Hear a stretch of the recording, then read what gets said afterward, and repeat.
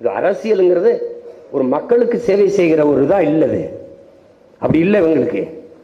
அரசியல் என்பது ஒரு பெரிய வியாபாரமாக இருக்குது. ஒரு தேர்தல் வரும்போது 500 கோடி 10 சீட்டு மந்திரி அப்படி பேரம் பேசி அப்படிதான் இருக்குது. இப்ப பாருங்க, யாருன்னே தெரியாதவங்க சின்னத்தை வாங்கி வச்சுக்கிறான். முன்னாடி வந்துட்டான்னு சின்னத்தை வாங்கி, அது ஒரு வியாபாரமா இருக்கு. நம்ம கூட அடுத்த ஒரு 5-6 சின்னத்தை வாங்கி வச்சுக்கிட்டு சேலம் போல தெரியுது. அப்படித்தானே இருக்குது. இங்க அப்படிதான் இருக்கு. உற்சாகமா வேலை செய்யுங்க.